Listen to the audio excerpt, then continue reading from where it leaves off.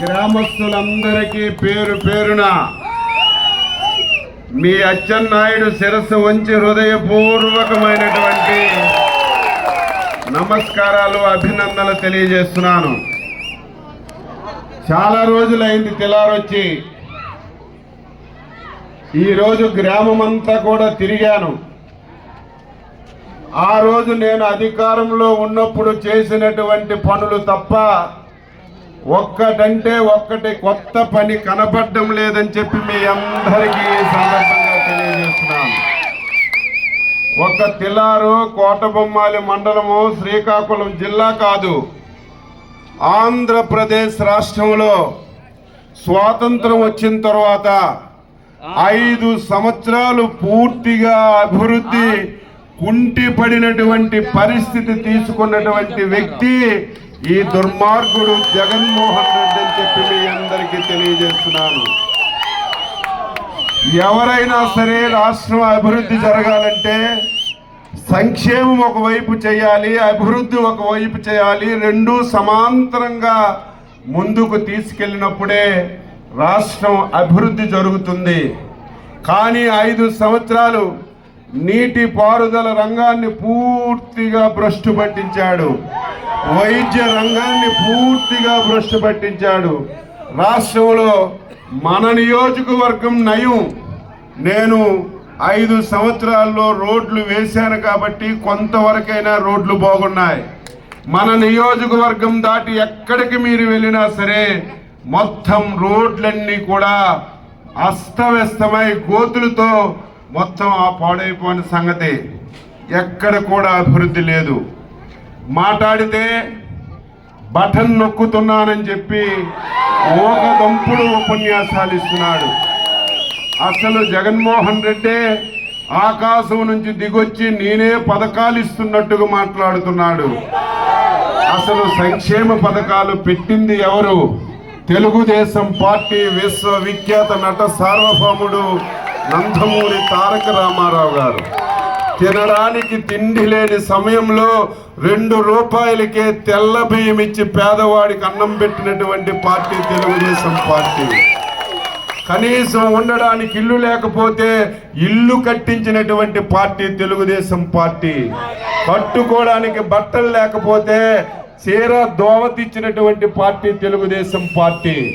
ఈరోజు గ్రామాలు ఉన్నాయి, చాలా మంది చనిపోయారు, కొత్త కుర్రోళ్ళు వచ్చారు. ఈరోజు వారికి తెలియదు 1982లో ఎన్టీ రామారావు పార్టీ పెట్టినప్పటికీ మన గ్రామాల్లో మౌలికమైనటువంటి సదుపాయాలు లేవు. రోడ్లు లేవు, కరెంటు లేదు, తాగడానికి నీళ్లు లేవు, వైద్యానికి హాస్పిటల్ లేవు, ఎటువంటి సౌకర్యాలు లేవు.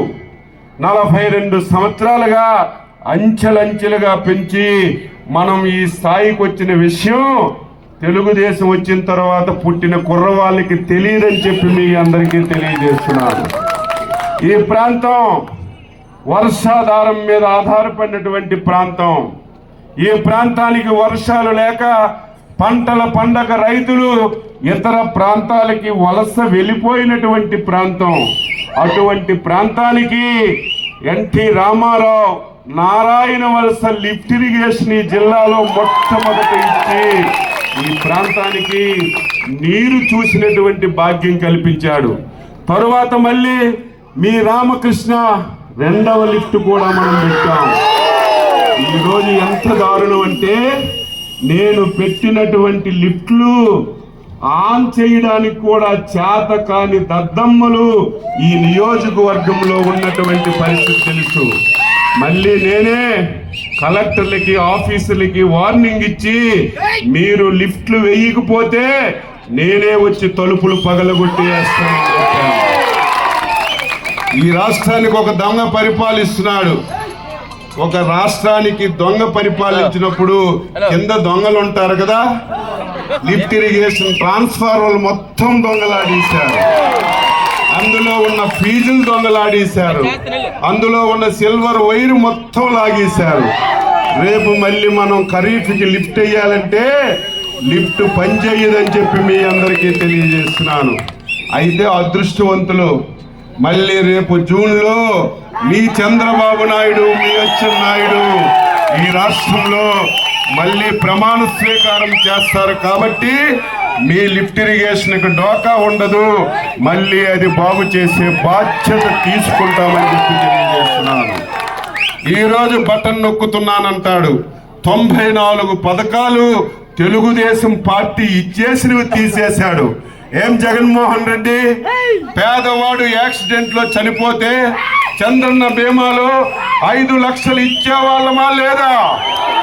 సాధారణంగా చనిపోతే 2 లక్షలు ఇచ్చేవాళ్ళమా లేదా? 12వ రోజు కార్యం రోజు ఇచ్చేవాళ్ళమా లేదా? ఈ 5 సంవత్సరాలు ఒకటికైనా వచ్చిందా? ఈ 5 సంవత్సరాలు ఎవరికైనా ఒక పైసా అందిందా? మీ పిల్లలకి పెళ్లి చేసి 50,000 పెళ్లి రోజు తెచ్చిచ్చామా లేదా? పెళ్లి రోజు తెచ్చిచ్చామా లేదా? ఈ 5 సంవత్సరాలు ఒక్కరికైనా అందిందా? మాట్లాడితే నేను బటన్ నొక్కుతున్నాను, పింఛన్ ఇస్తున్నానని చెప్తాడు. ఏం జగన్మోహన్ రెడ్డి, నువ్వు పుట్టలేదు. పింఛన్ పెట్టింది ఎన్టీ రామారావు 30 రూపాయలతో. 1985లో ఎన్టీ రామారావు 30 రూపాయలతో పింఛను పెట్టాడు. ఆ 30 రూపాయలు మన చంద్రబాబు నాయుడు 40 రూపాయలు పెంచి 70 రూపాయలు పెన్షన్ ఆ రోజు చేశాడు. ఆ 70 రూపాయల్ని నీ తండ్రి దివంగత నేత రాజశేఖర్ రెడ్డి 130 రూపాయలు పెంచి 200 రూపాయలు చేశాడు. చెప్పాలి, ఎవడు పెంచితే వాడి పేరు చెప్పాలి, ధర్మం. రాజశేఖర్ రెడ్డి 130 పెంచాడంటే పెంచాడని చెప్తున్నాను. అదే 200 10% పెంచి 2000 చేసిన పార్టీ అది. నాయకుడు ఎవరు? చంద్రబాబు నాయకత్వంలో 200 పెంచి 2000 చేసి ఇచ్చామా లేదా? 2019లో మమ్మల్ని గెలిపించండి 3000 చేస్తామన్నాం. జగన్మోహన్ రెడ్డి అన్నాడు నేను 3000 చేస్తానని. జగన్మోహన్ రెడ్డి ముఖ్యమంత్రి అయ్యాడు కదా, 3000 చేశాడా? ఎప్పుడు చేశాడు? పెంచుకుంటూ పోతూ మొన్న జనవరి 1కి 3000 రూపాయలు చేశాడు. అదే 3000 2019లో మీకు ఇస్తే ఒక్కొక్క పింఛన్దారుడికి 50,000 రూపాయలు అదనంగా ప్రభుత్వం డబ్బు అందేది. అందేదా లేదా? నష్టపోయారా లేదా?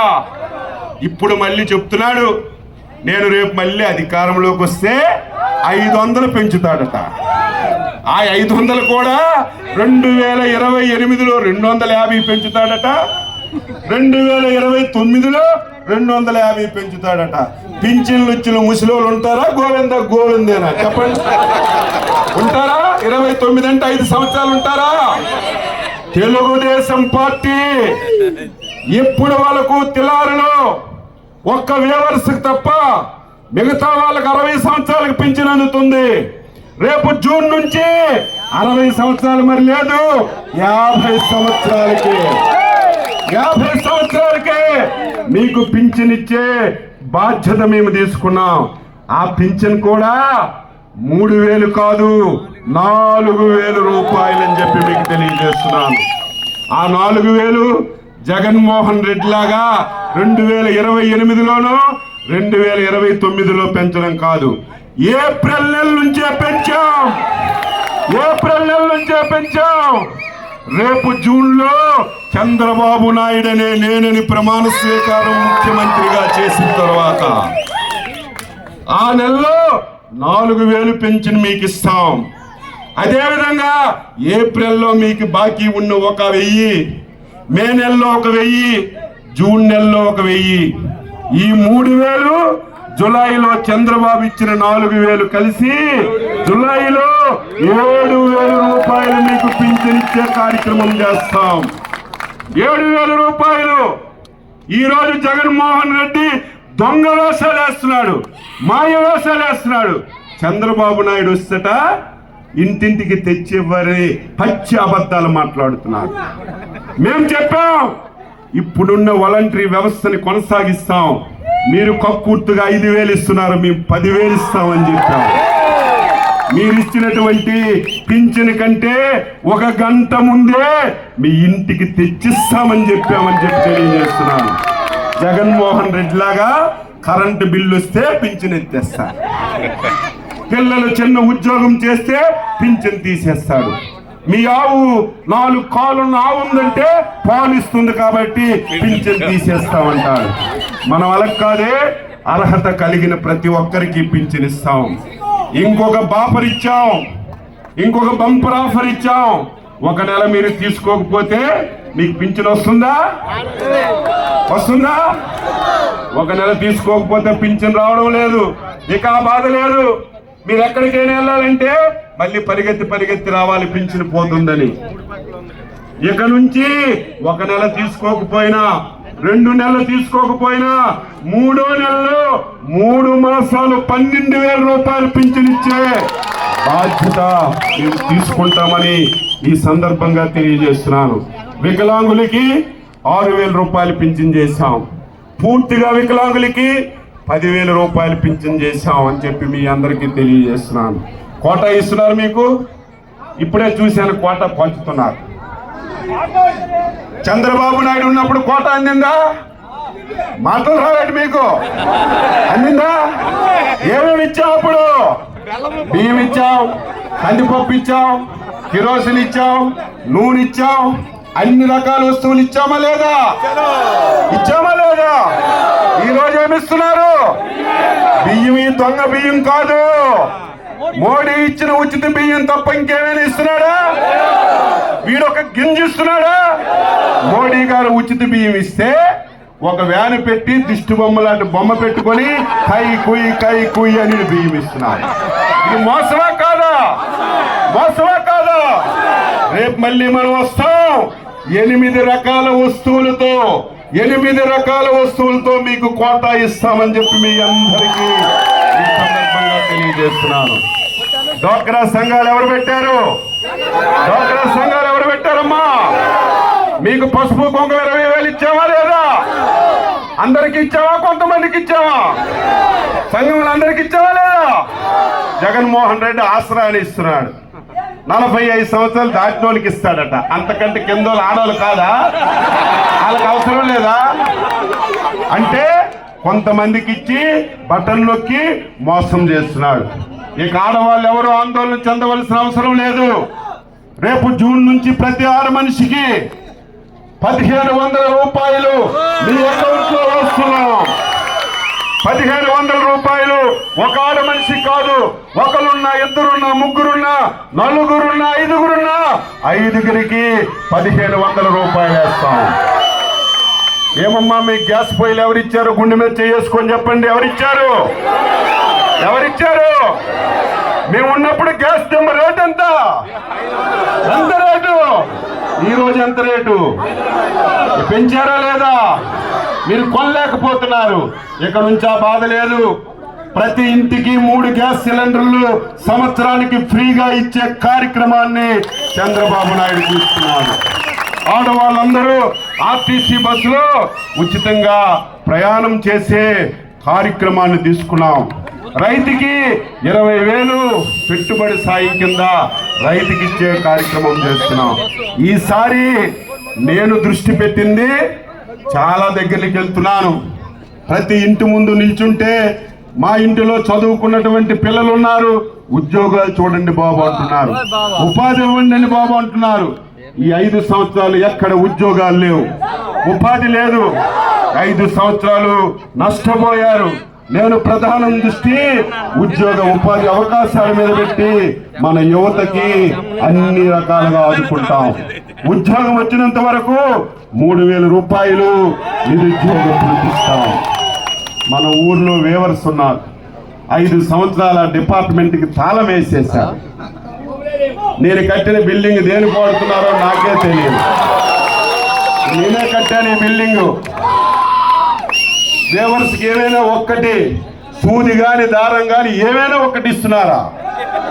ఏమంటే వేవర్స్కి ఏమిస్తున్నాడు? ఏదో అన్నాడు. దాని నేతన్న నేస్తం అట ప్రతి ఇంటికి వెళ్తాడట, మగ్గం ఉండి గొయ్యిలోని కూర్చొని నేస్తే ఇస్తాడట. ఇప్పుడు ఎవరైనా నేస్తున్నారు అలాగా? ఇది పద్ధత? ఎవరి ఇంకో పని చేయగలరా? అందరికి ఇవ్వాలా లేదా? నేనున్నప్పుడు ఎన్ని పథకాలు ఇచ్చాను నాకు తెలియదు, మీ రాజుకు తెలుసు. అన్ని రకాల పథకాలు ఇచ్చాం. మళ్ళీ వ్యవస్థని అన్ని రకాలుగా ఆదుకోవాలి. 50 సంవత్సరాలకు మీకు పింఛన్ ఇచ్చాం, మళ్ళీ మీకు అన్ని రకాలుగా ఆదుకునే బాధ్యత తీసుకుంటాం. తెలారు గ్రామం మాకు సొంత గ్రామం.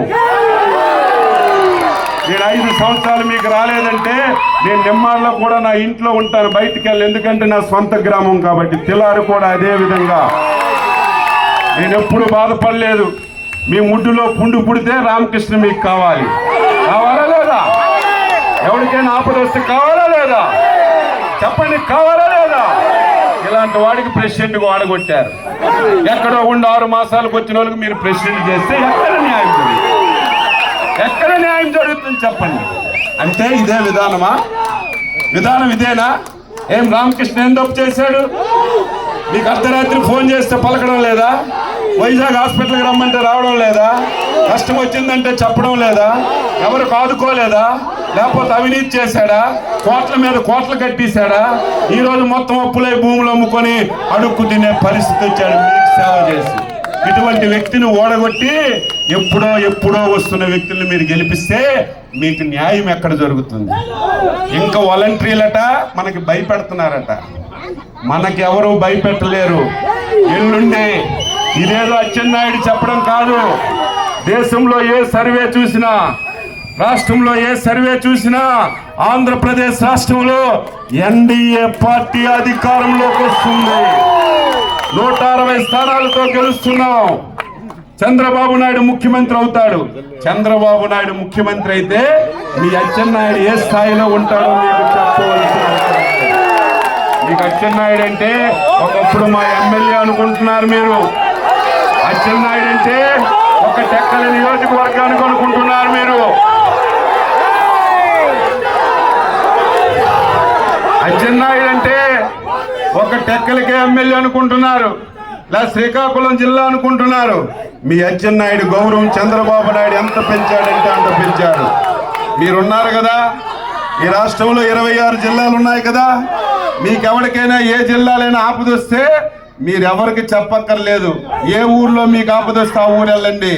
మాది టెక్కల్ నియోజకవర్గం, మా నాయకుడు అచ్చెన్నాయుడు అని మీరు చెప్తే మీకు గౌరవించి ఆ పని చేసి మళ్ళీ పంపించే స్థాయికి అచ్చెన్నాయుడు వచ్చాడని చెప్పి మీ అందరికీ తెలియజేస్తున్నారు. మీరందరూ దయ ఉంచి మీ అమూల్యమైన అతి పవిత్రమైన ఓటు 2 ఓట్లు ఈసారి ఇక్కడ మ్యాక్సిమం 100, 150 కంటే ఎక్కువ పోతే మీరు నాకు చెయ్యనట్టుగా లెక్క లెక్క లెక్క. ఈ ఊరిలో ఓటు అడిగే హక్కు నాకే ఉంది. అన్నీ నేనే చేశాను. నాకంటే ఎవరైనా చేసుంటే చెప్పండి, ఓట్లు మీరు వేయండి. ఇన్ని కార్యక్రమాలు చేస్తే ఇంకా మీరు న్యాయానికి ధర్మానికి పట్టం కట్టండి అని చెప్పి తెలియజేస్తూ, నాకు సమయం లేదు, చాలా గ్రామాలు వెళ్ళాలి. ఈరోజు సాయంత్రం 5 గంటలతో అయిపోతుంది. మా అమ్మగారు చనిపోవడం వల్ల 14 రోజులు నేను ఇల్లు కదలలేదు. అయినా సరే టెక్కల్ నియోజకవర్గంలో 50,000 మెజార్టీ రావడానికి సిద్ధంగా ఉందని చెప్పి తెలియజేస్తున్నాను. కార్యకర్తలు కష్టపడుతున్నారు. మీ అందరూ మీ అమూల్యమైన ఓటు, అతి పవిత్రమైన ఓటు సైకిల్ గుర్తుపై వేయాలి. 2 ఓట్లు. ఒకటి మన చచ్చర పిడుగు దివంగత నేత కింజరాపు ఎర్రన్నాయుడు గారి కుమారుడు రామ్మోహన్ నాయుడు ఎంపీగా పోటీ చేస్తున్నాడు. నేను ఎమ్మెల్యేగా పోటీ చేస్తున్నాను. 2 ఓట్లు మీదనే ఒకటే నెంబర్లో ఉంటాయి. మీరు బూత్లో గొడ్డ చుడతారు, చుట్టూ డైరెక్ట్గా వెళ్ళి ఒకటి మీద చేయేస్తే తెలిసిపోతుంది. ఇలాగ ఎతికారంటే మీరు ఓటు అయినట్టుగా లెక్క. కన్ఫ్యూజన్ లేదు. ఒకటే ఓటు మంది, ఒకటో నెంబరే. 2 పైనే ఉంటాయి. మీరు 2 పైన ఉన్నప్పుడు, 2 ఓట్లు పైన ఉన్నప్పుడు మళ్ళీ కిందకి మీదకి చూసారంటే మీ బుర్రలో వేరే ఆలోచన ఉన్నట్టుగా లెక్క. దయ ఉంచి సైకిల్కి వేయమని చెప్పి కోరుతూ, మరి మీ ఊరు వచ్చినప్పుడు ఇంకా మా వీధి రాలేదు, మా ఇంటికి రాలేదు అనుకోవద్దు. నాకు సమయం లేదు. మళ్ళీ ప్రభుత్వం వచ్చిన తర్వాత అధికార మళ్ళీ వస్తామని చెప్పి మీ అందరికీ తెలియజేస్తున్నాను.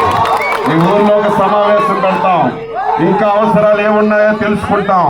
తెలుసుకొని ఈసారి ఈ గ్రామాన్ని అన్ని విధాల అభివృద్ధి చేస్తారని ఈ సందర్భంగా తెలియజేస్తూ మీరు చూపించిన ప్రేమ అభిమానం ఎప్పుడూ మర్చిపోలేనని ఈ సందర్భంగా తెలియజేస్తూ అందరికీ నమస్కారం.